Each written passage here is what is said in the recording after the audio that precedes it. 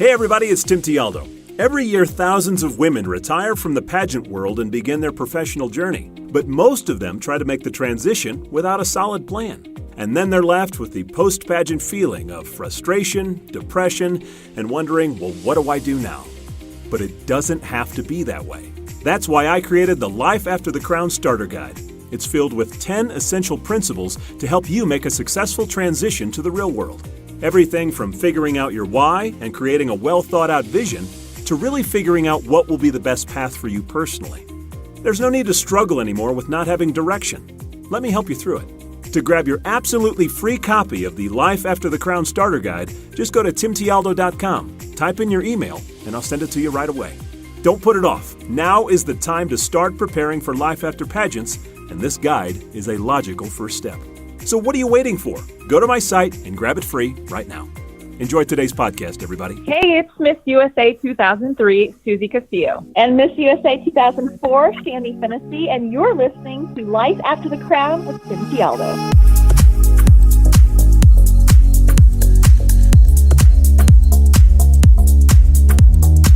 Hey everybody, welcome to the Life After the Crown podcast, where each episode I bring you useful interviews with former pageant contestants, title holders, and women of influence who are now succeeding across many different industries in the real world. My name is Tim Tialdo, lifestyle entrepreneur, pageant host, author, and quite honestly, somebody who just wants to help you become a better person overall.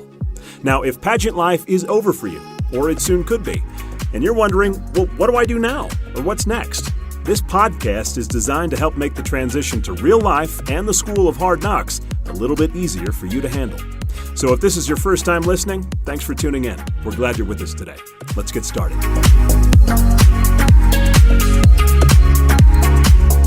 Excited to welcome a powerhouse duo of former Miss USAs to the podcast today. They were crowned back in 2003 and 2004 and have both went on to be very successful after their reign.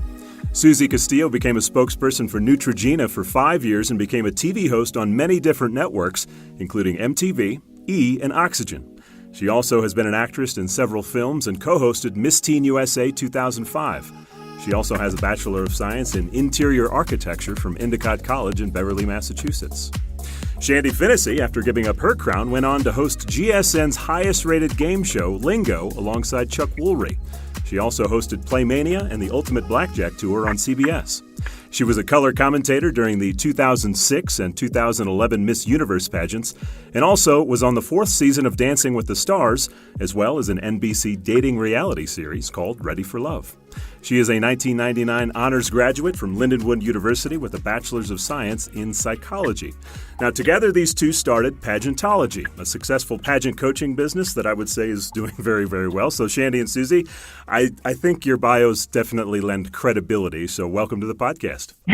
Thank you. Well, thank you. That was like a little boost of self-esteem listening to those intros. Sometimes you got to look back and just remember how much you've really done. I know it. You're like, I'm accomplished. I think we need to steal Tim's bio, that intro just now, and put it on our website. I think it pretty much is on the website. I think that's pretty much where I pulled most of it from. I'm just going to play this opening recording over and over every night before I fall asleep. Yeah, you should drive with headphones in and just listen to it as you walk into wherever you're going. Yeah, there you go. So I want you to tell me about how Pageantology started and you two came up with the idea because, you know, it's not every day that two national winners get together and start a business. Mm-hmm. Yeah. I'll actually... Because it was your idea. Yeah, well, so this is Shandi speaking, and I actually had been training girls on my own for a little while, just because I had trained with Don Baker back when he was, living, mm-hmm. and he was an incredible instrument that I used, and I learned so much valuable knowledge from him, and I wanted to kind of use bits of what I learned from him and of what I knew to train pageant girls. So I had been doing it for a little while. Susie and I became friends shortly after I gave up the title, and she had moved back to LA from New York. And we went to lunch one day, and she had just gotten back from judging the Miss Massachusetts pageant. And she started telling me her experience and was saying, if this one girl would have just done a little bit of this, or this one girl wouldn't have done this, and little tiny tweaks that, how it could have taken them from maybe a top 10 placement to top 5 or even winning. And so after we chatted for a bit, I was like, what if we teamed up together and shared our experiences? Because we also shared very similar experiences in the way that we prepared for Miss USA. And what's interesting is so many other, because, I mean, everyone jokes, like, do you have any friends that don't have crowns? Like, all of our friends are former title holders. And, I mean, that's just the world that title holders exist in.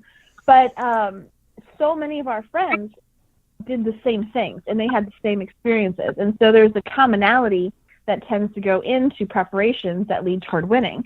And so we talked about it for a while, and we kind of hashed it all out, and we're like, let's just do it. Let's take the plunge. And so we did it more as an experiment to see, like, will this be helpful? Will it be successful? And I truly believe that when you're on the right path in life, things just happen and doors open up and you are successful. And we, right off the bat, our very first year, had a Miss Teen USA. And then back to back, that she crowned next Miss Teen USA, who was a pageantology girl. And then the third one was a Miss pageantology girl, Miss Teen USA. So we've been incredibly successful, and we just celebrated our 5-year anniversary yesterday. So how many girls, I guess, annually do you think that you two train? Oh, my God. That's such a great no idea. Hundreds? Hundreds? I mean, we probably have hundreds. If you look at our workshops too, Susie. Oh, that's true. I mean, wow. And to give you an idea, Tim, yeah. So I'm taking maternity leave middle of April. We have been booked solid up until maternity leave for about a month now. Well, I think, what's really interesting from my perspective is I obviously am on stage with these girls a lot, and I know you work with a lot of the ones that I tend to host their pageants. And for them, you girls are truly rock stars. I mean, I think in many ways, and I know you both are very humble, so just get ready for this. I think the two of you helped shape the modern day dreams of many of the girls that want to win the crown. You two won in the heyday of Miss USA back when it was on NBC. Viewership was high. It was over 10 million, I think, for both of you.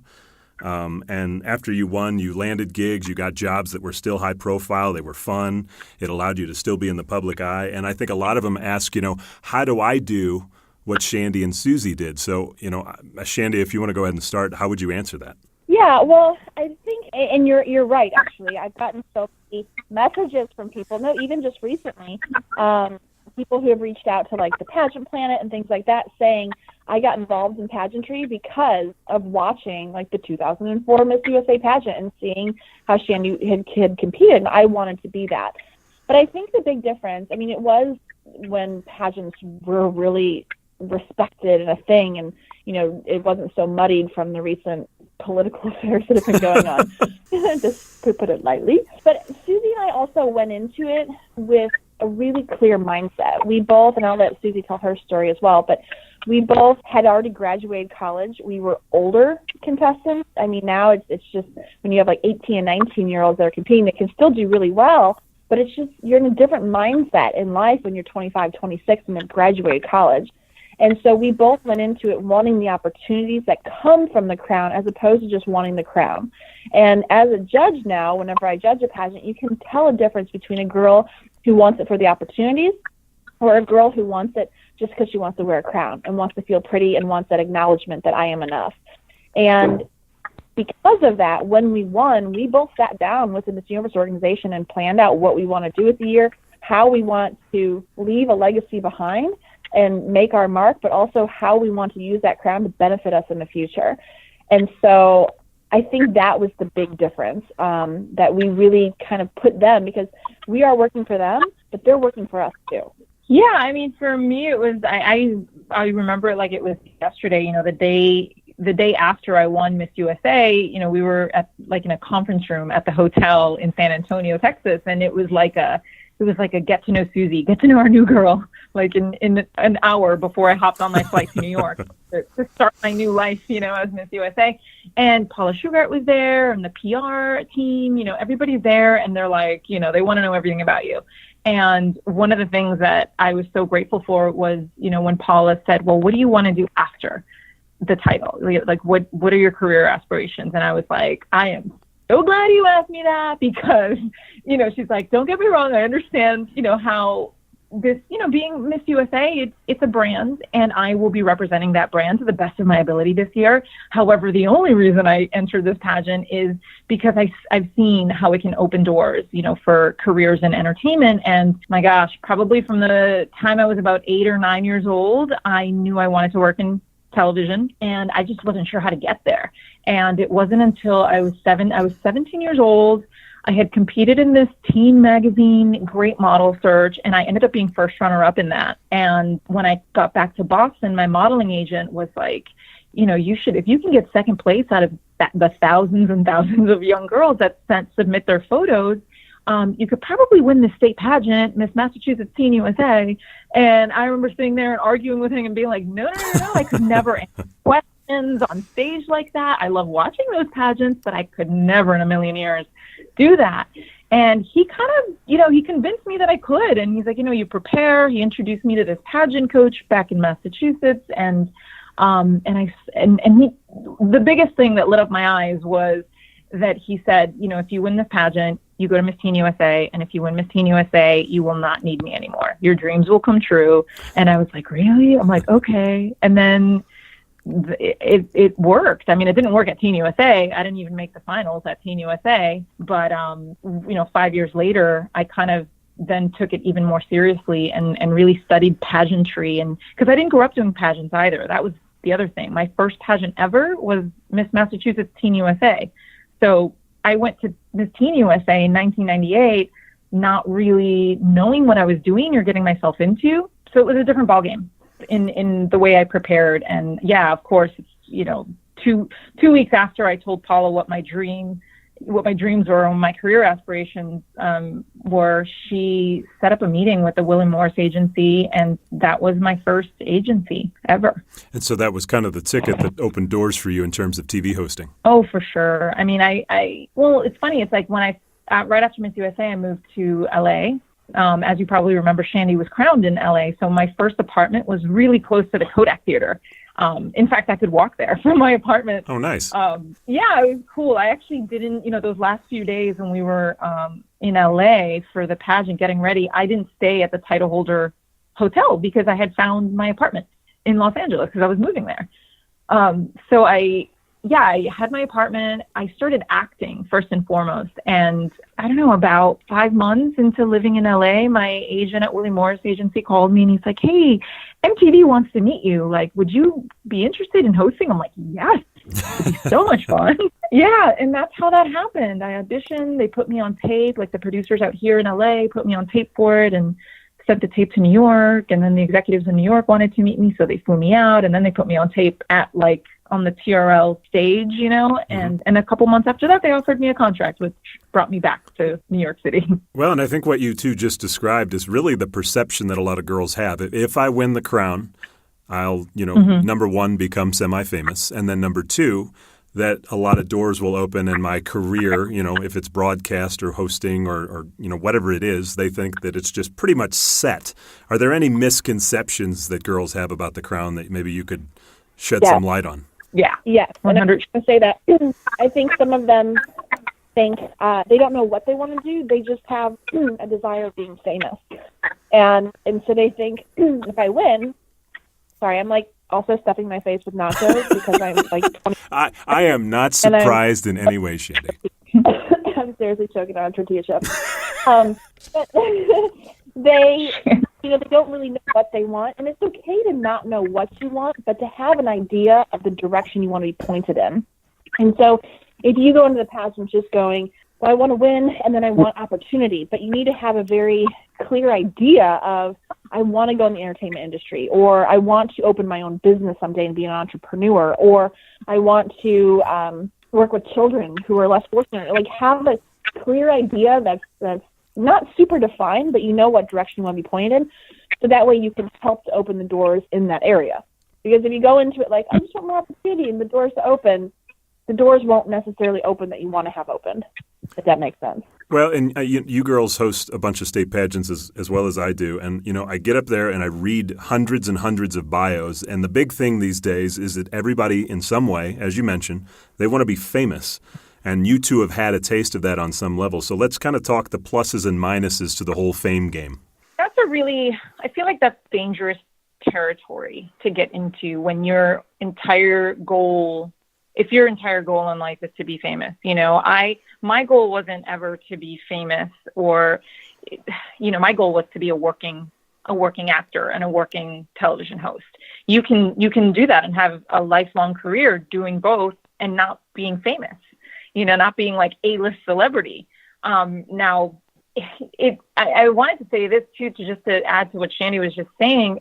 If you know what you want and you verbalize that to MUO, like the way I did, it makes their job so much easier because they want to help you. But if you don't have direction and aren't really sure what you want to do, then it makes obviously then how can Paula Shugart and everyone at MUO help you if you don't know what you want? They're certainly not going to push you to do something that may or may not fit for you and what you want in life. So it certainly does help to know and to have a good idea of what you want to do. Because it's also the saying that the squeaky wheel gets the oil. If you know what you want and you can talk to them about it, that's what's going to get the attention. So like Susie said, I want to be an actress. So they set her up with agents who would represent her in that area. You have this title for a year. What are you going to do with it? Like, you have to make the most of it, and you have to know that it's going to come to an end. I heard story after story of, once I was Miss USA, from people at MUO just saying, sometimes we get these girls who are princesses and they think that they're going to lead this lifestyle forever. And it just doesn't, and I was told, I'm like, about a week before they have to crown their successor, and it hits them that you're no longer going to be Miss Teen USA or Miss USA or Miss Universe. Then they're like, oh my God, like, what is my life going to be? What am I going to do? Am I just going to go home? And and they get into like a depression and they freak out, and have almost like this like little midlife crisis because they haven't thought about it. And you know what we do, Tim, is part of pageantology in our training, we really get to know the girls and we get to find out, how does this title fit into your life in the long run, rather than just Saturday night or Sunday night or whatever the crowning is. How does it fit into your life? How does it make you a better person? And how are you going to leave your impact as well on that pageant? And the pageant's going to be better off, or your state's going to be better off, or the country will be better off because you held that title. And once we can define that, then it becomes so clear, because when the judges are interviewing you, if we know that it's going to help that girl in the future in some way, we're more apt to giving her the title, because we know that she wants it for more than just a sparkly crown and a banner. So we really help those girls to define what they want in life. And then if they do win, we then talk to them about, okay, now talk to your state director, because they have contacts here and here. Talk to them about getting a meeting set up with a modeling agency, or getting your reel out there, or whatever it may be, so that they can utilize that year instead of just taking pictures and waving, but actually set up their path for what their next step is. Well, and I think that's really good advice from both of you. And it brings it back down to reality, because, once you do give up the crown, and I'll really ask each of you to chime in on this one if you could. After you gave up your Miss USA crown, what are some of the biggest professional challenges that you face? Not the successes, but the challenges and even failures, if you will. You want me to go first, Shandi? If you want to. Yeah, I'll just keep eating nachos. It was humbling to, walk into a room and audition and see all of these working actors there. I knew like right away, okay, like this isn't going to, just because I was Miss USA doesn't mean that that it's going to be a walk in the park, or that I'm going to be offered jobs. It was the case with a couple of things, but not, when it came to acting and hosting, I've had to audition or have meetings like with every single one of my jobs to prove that, to sell myself and to prove that I could do this work, and that I was the best person for the job. Nothing was handed to me even after being Miss USA. So you still have to put in a lot of hard work afterwards. And Shandi, how about for you, if you don't have a mouthful of nachos? I do. I'm just going to swallow it real quick. People know me, by the way, as like the nacho queen. Like, I know my nachos. So my story is actually similar to Susie's, that having the title of Miss USA did give you a lot of opportunities, but then you had to prove yourself. I found myself sitting in front of so many network executives and producers because I had the title of Miss USA, but I saw them sitting there with an air of judgment or a stereotype of, okay, she's going to be all about world peace and no substance. And I really had to bring my A game and prove myself that I was a real person who had, who was ready for the job of whatever they were offering. And so I moved out to Los Angeles with really unrealistic goals. Now looking back, I said that I would be here for 3 months, and if nothing happened, that I'd move back home and continue my master's degree and then my doctorate in counseling. I didn't want to, I knew of so many people that come out to LA and they waste their lives. And before they know it, then they're just waitressing. And then before they know it, they end up just getting married and they don't really ever fulfill their dreams. So I still had my original plan, which was schooling. And so I gave myself 3 months, and I did have great representation because of being Miss USA. And I was incredibly fortunate that after about a month and a half of living out here, that I landed the job on the Game Show Network. But even that, I had to prove myself. I went in, I got the audition and the meetings because of being Miss USA, but then I had to prove that I was so much more than just a pretty face that wore a crown. So I would say that's probably the biggest challenge, is going against the stereotype that people often have and really working to prove that you're not the stereotype. Well, and did you feel like that at some points being a former, quote unquote pageant girl was a bad thing? Yeah, I was just going to say, it's funny, like, over the years, whether or not to write down on like my acting resume, for example, that I was a former Miss USA, like that's always been a topic of debate because you never know how people are going to take it. Well, here's another thing that, I'm really interested to hear from the two of you, because another thing that has drastically changed since you girls, wore the crown is how much social media has become ingrained in society. I mean, I think back then it really wasn't that big of a deal yet until kind of the late 2000s there. So what do you see the challenges now that the girls go through that maybe you girls didn't have to go through? Well, Susie and I didn't have Google when we competed. It's crazy. True story. I actually, while being Miss USA, I attended an event where I sat next to the founders of Google, and they were like, "Have you Googled yourself?" And I was like, "How dare you ask that question?" And I was like, "Isn't that personal?" I had no idea what Google was because it had just launched. So we didn't have the ability to like Google our judges and see who they are and what they're all about. We didn't have the opportunity to look at the other girls extensively in their social media and see what their life is like. So it was kind of nice that we were all on the same playing field. But, I mean, now what girls have to be careful of, and we saw it with the recent Miss Teen USA, Carly Hayes, is that everything that you post, it doesn't go away. And girls sometimes post things on social media not realizing that there could be huge consequences in the future.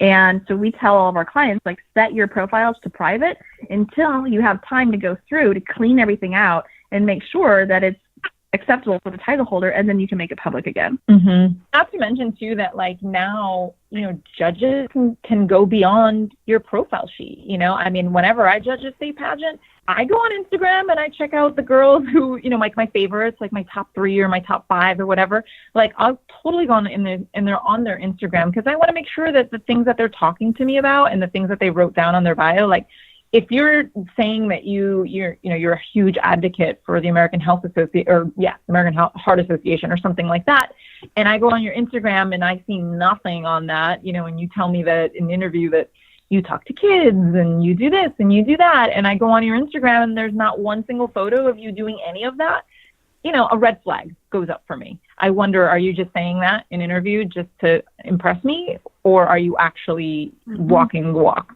Susie and I judged a pageant in the past, and it was brought to our awareness, a contestant's social media page with very inappropriate photos on there. And she was a beautiful girl that could have possibly done well in the pageant, but when we saw that, immediately all of the judges were saying there's no way this girl could represent this title. She would be a nightmare for the director. Yeah, and I think we all see that every year. Yeah, exactly. Well, so let's talk about a little bit of life after the pageant. You girls have built, a very successful business. You're doing well, and I think one of the biggest challenges, I did a survey not too long ago with about 25 of the girls, and I said, what's your biggest challenge that you see after pageants? And they said, I want to know that what I did in pageants will somehow help me in real life. How do you see that, what you girls did in pageants has helped you build your business? Well, just starting with like grooming skills. I look back at the first pageants I competed in. I had no idea how to do my hair or makeup. I mean, it was just a nightmare. And you just learn grooming skills. You learn how to truly be healthy instead of doing these crazy fad diets that are trying to get you in shape in a short amount of time. You learn how to live that lifestyle because, once you win a title and you become Miss USA, like, you're running frantic. And if you're on a crazy fad diet, it's not going to last. So you have to live the lifestyle and have it be sustainable. But also the confidence. I mean, when you first take on the title and you have to go and speak in front of like 20,000 Girl Scouts, it is nerve-wracking. But you do it a few times, and then it kind of loses that edge, and you have more confidence. And then obviously all the opportunities that come. But we were just working with a girl right before this call who's going to Miss USA, and she was saying, I really feel like somehow I may meet my husband out of all of this. And I was like, you know what? Then you probably will, because I was just talking with my husband the other day that had I not have been Miss USA, or had I have even won Miss Universe and I was first runner-up, I wouldn't have met my husband. And like fate definitely plays a role. So, I mean, I think by being a title holder, whether it's Miss USA, whether it's Miss Missouri, whether it's Miss St. Louis, it absolutely provides so many opportunities that just life itself doesn't. Oh my gosh. I mean, pageants have prepared me for so much, whether it's personal or, career wise. And I mean, the career stuff we've been talking about, right? I mean, I still, whenever I have dinner with Paula Shugart or something, I always say, I'm like, if somebody talks badly about, pageantry or something, I'm like, listen, it changed my life for the better. Like, I owe my entire career to winning Miss USA. It truly made my dreams come true, and so quickly after the title too. Like, that's like, how else can you get from point A to point B, doing like just with what I did and what Shandi did without, in any other way. I was so afraid of like moving out to Los Angeles to make these dreams come true and ending up like living in my car or, running out of money or being a waitress or something like that and never making it. And that's when, I started doing some exploration and found that pageantry was possibly the way to do that. But, over the years, Tim, we've gotten emails. Shandi, I don't know if you remember we had a client who got into her top, like her number one college, university that she wanted to go to. And she wrote us an email after she got in to thank us, because she said, you know what, you guys put me through the ringer with interview.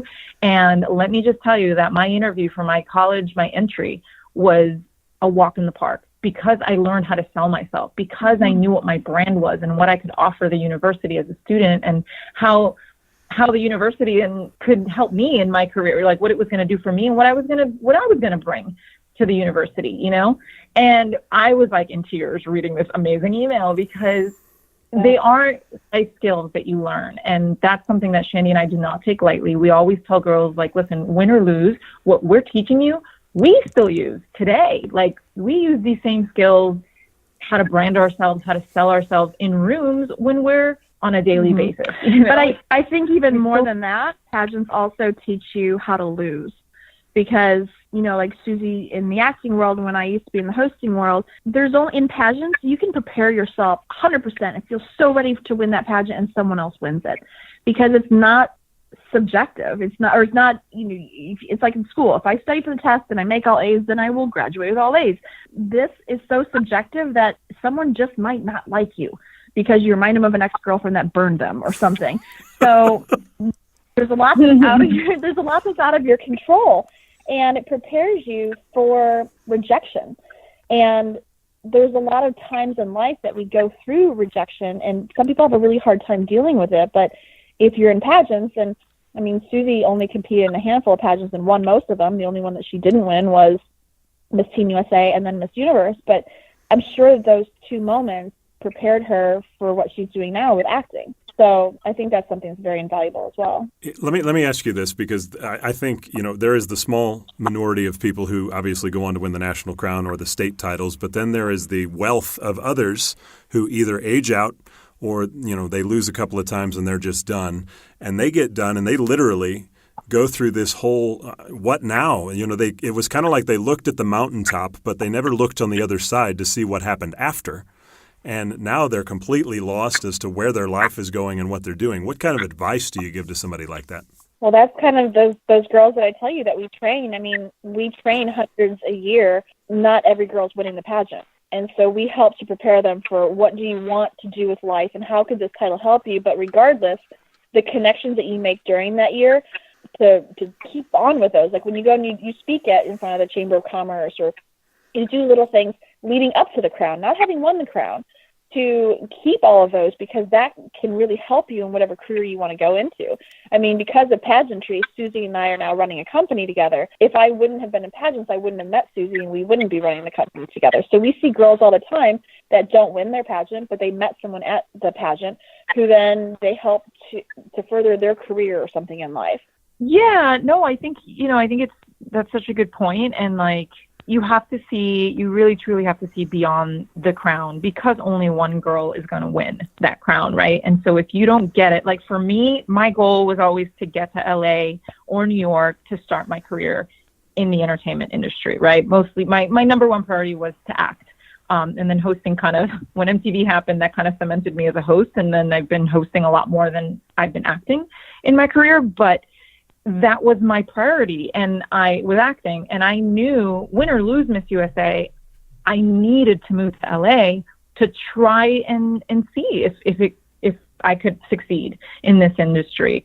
So you kind of have to know what you want, and because let me just tell you too, Tim, like I did everything in my power to win Miss USA, but I got there and I had so much content in my heart, because I felt like I left no stone unturned. And so if I didn't win, I'd be like, okay, well, this isn't what God wanted for me. There was another way, but I still would have moved to LA to try and to act and to make it in this industry. It just, being Miss USA would have been an amazing door opener, and it was, but had I lost, I still would have tried it. So you still kind of have to try, and you have to see beyond the crown, because if you don't get the crown, then you need, maybe your dream will take you a little longer to get there, but it doesn't mean that you're not going to get there just because you lost this pageant. You need to use your resources. Maybe the state director can help you. Maybe your local director knows somebody that can help you. Don't be afraid to speak up too, and ask people for if you need help, and if you need an introduction to someone that you think might help you reach your goal. And that's what we share with a lot of our girls, is that whatever you want to do, if you want to go in the entertainment world or be an entrepreneur or go into philanthropy work, whatever you want to do, you're still going to do it. But that title, if you win it, could move it into super speed motion. So it could be a platform that you use to launch yourself a little faster, but you can absolutely still do it without the title. So we prepare them for how to get to that stage without the title, and then knowing that those judges could help them facilitate that faster. Very good, very good. Mm-hmm. Well, I want to talk about something a little different that we probably hardly ever get to talk about as it pertains to this world. Now, you both are married. You both have great men in your lives. Shandi, you've got another child on the way. Congratulations, by the way. Thank you. So, I think one of the biggest things that I have seen in the last 3 years as I've been working on some of the pageants is boys, I think in general, make or break some of these girls. And what would your advice be as to, how to handle the whole man situation when you're in pageants? Oh, so funny, because our client right before you, we were just talking about this. And I was in a relationship as I was training for Miss USA. Yeah, I was a very high-powered person, very well-connected, and I noticed, but I ignored ways that he was preventing me from fulfilling my dreams. And finally, I remember one day, and I don't remember what the conversation led up to this, but he said, what is your dream, though? Your dream isn't to be Miss USA. Your dream is to marry me. And I remember having this moment. I felt like I was hit in the gut of like, who are you to tell me what my dream is? And I realized right then that I had to get out of that relationship so I could focus 100% on what I wanted, because he was afraid, and a lot of guys are, that they're going to lose you, that if you win that crown, you're going to have more opportunities and more eyes on you, and that they're not going to be good enough, and that they feel as though you're going to realize that you deserve better. And so if that's the case, 100%, we work with girls constantly. We're like, get rid of the guy, because if he's holding you back and he doesn't have that confidence to stand beside you, do you want that as a boyfriend and as a husband someday? You want someone who is going to put you in that spotlight and be totally fine hanging out in your shadows and have the confidence that you're going to shine and you're not going to forget about them. And so I kicked that guy to the curb. I went after it 100%, obviously won. He ended up reaching out to me right after I won, like, oh, can we meet up, and try to get me back. But it wasn't right, because he didn't support my dreams. And you have to put your life on hold, like how Susie said that she She ate, breathed, slept the pageant. Like, there's so much study and focus that goes into it.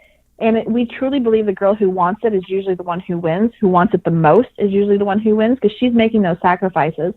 So you put your life on hold, and you have to go after it 100%, because if you're giving it 80%, there's someone else who's giving it 100%. And so unfortunately, sometimes that means like leaving that boyfriend behind because you got bigger fish to fry. Susie, do you have any stories that you went through? Yeah, I do.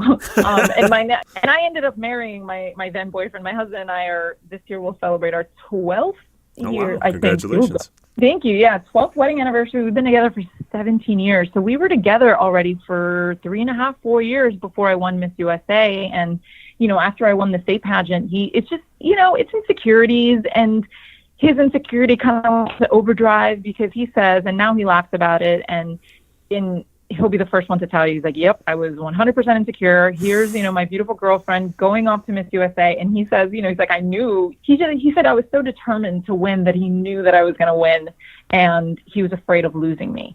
So, he got he would say things here and there that weren't supportive. And I just remember one day being like, listen, like, this train is moving and it's going. This is what I'm doing. Like, are you with me or are you not with me? And if you're not with me, that's going to be a problem, and we're going to have to part ways, But if you're with me and you're going to be supportive, and we're going to be supportive of each other in this relationship, then let's do this together, And he thankfully chose that. And, cut 2 years later, we're now married. But, it's like we look back at that time, and it was a conversation that is necessary to have with so many girls. As you mentioned it, Tim, it becomes a problem. It can become a problem. So I think, for girls, like knowing their worth, and knowing that you're worth more than that. You shouldn't settle for a guy that's not going to support you. Well, let me just add one thing. But the guy himself, even if he's a great guy, upstanding guy, he should want her to have that opportunity, because if she can be in a situation where guys are fawning all over her, and she can have anything, right, the touch of her finger, that really tests her faithfulness and her fidelity with him. So a guy should want her to be in that situation, as opposed to, I'm going to keep you hidden in this little corner, and I'm like, no one else is going to see you. Like, let her be exposed to the world. And if she's still, it's like the whole thing, like, if it's true love, let it go. And if it comes back, it's yours for keeps.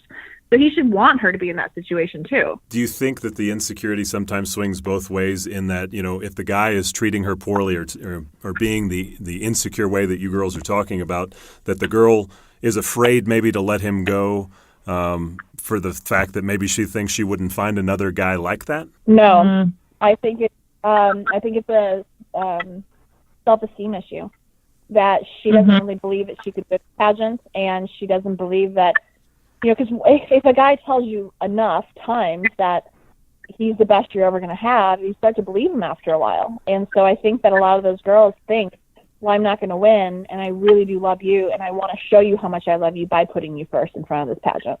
Got it. Okay, so it's a little psychological manipulation sometimes. Mm-hmm. I don't know if I can tell you, I've never been like a game player or doing anything like that with a relationship, but it's just, for me, it's very black and white and very simple. It's, you both have goals in your lives, whatever they are. They're obviously going to be different, but your job is to support one another, to love and support one another, no matter what those goals are, and not to bring each other down in any way, shape, or form. So if you're supporting your boyfriend, for the girls out there that are listening, if you're supporting your boyfriend and he's not supporting you and your pageant goals, that's not fair. That's like you're putting more love into this relationship than the guys are. So something needs to change, and having a conversation and being very straightforward with them, I think, is the way to go, always. Well, what's cool is it sounds like you girls do a lot more than pageant coaching. You guys are life coaches as well, it sounds like. 100%. In fact, we've coached girls who have never competed in a pageant and never want to be in a pageant. That they're just looking for finding out who they are, what they want out of life, and things like that. And we've had a lot of parents who have written to us after training their daughters, and they've sat in on the rehearsal or the sessions, and they've reached out to us saying, I have gained so much, and this is what is going on in my life now because of you girls. That's super cool, and I'm sure very fulfilling for both of you, yeah? Oh, for sure. Shandi and I have shed we've definitely shed some tears over the years, but whether it's realizing how talented a young girl is, or getting messages like that, or like the one I mentioned earlier about one of our past clients who got into the college of her dreams, and she said, she thanked us profusely because she said that the skills that helped her get into college, she learned from us. Like that part is it's so fulfilling. Well, hey, real quick before we go here, and I appreciate both of your time, what's the most important piece of advice that, both of you could give someone who is navigating life after pageants? That's kind of tough because once everything's said and done, it's like you need to know what's going to happen at the end of the alphabet before you get there. I'm going to actually answer what advice I would give to a girl who's competing in pageants. And because one day she will age out and be done with pageants. And to that girl, I would say, really spend some alone time where you truly ask yourself, why do I want to win this pageant? And not have a pageant patty answer that you think the judges want to hear, but what truly resonates with your heart and soul of why am I entering this pageant and what do I truly hope to gain out of it? Is it self-confidence and knowing that I am enough, that someone else thinks that I am enough? Is it that I want career opportunities that come from this? Is it that I want to make friends and I don't like my situation at school? Like, what is it that you truly, truly want to gain out of it?